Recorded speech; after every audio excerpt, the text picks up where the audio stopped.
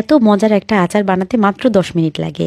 ভাত বা খিচুড়ির সাথে এটা খেতে অসম্ভব মজাদার, আর একটু ঝালঝাল হয় তো সাদা ভাত দিয়ে খেতেই অনেক ভালো লাগে। এই আচারটা আমার বাসায় সারা বছর লাগে। তো 1 কেজির মতো আম এখানে ধুয়ে পানি ঝরিয়ে নিলাম, তারপর বোটার অংশটা কেটে খোসা সহই গ্রেটার দিয়ে চিকন চিকন করে কেটে নিচ্ছি। ইচ্ছে করলে ছুরি বা বটি দিয়েও কাটা যাবে, খোসা না ফেললেও এটা তিতা হবে না। 2 টেবিল চামচ ভিনেগার বা সিরকা দিয়ে আমকুচিগুলো মেখে রেখে এখন মশলা বানাচ্ছি। মুঠি ভর্তি 1 মুঠি শুকনা মরিচ আর 2 চা চামচ করে পাঁচফোড়ন ও সরিষা নিয়ে নিয়েছি।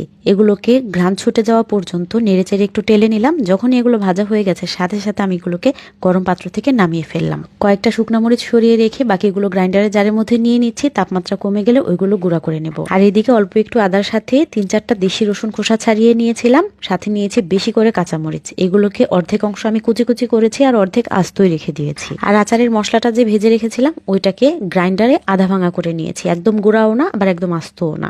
স্বাদ মতো চিনি, লবণ, একটু বিট লবণ, হলুদের গুঁড়া দিয়ে সবকিছু মেখে নিচ্ছি। আর এগুলোকে কিন্তু আমি একটা স্ট্রেনারের মধ্যে নিয়েছি, যাতে করে পানি জমাট বাঁধলেও নিচে পড়ে যায়। সবকিছু মেখে রেখে সরিষার তেল গরম করে নিলাম পর্যাপ্ত পরিমাণে। তার মধ্যে কয়েকটা লবঙ্গ, দারচিনি, এলাচ, তেজপাতা সবকিছু দিয়ে ধোয়া ওঠানো গরম করে নিচ্ছি। আর এদিকে শুকনো একটা কাচের বয়ামের মধ্যে আচারের মিক্সচারটা দিয়ে নিলাম।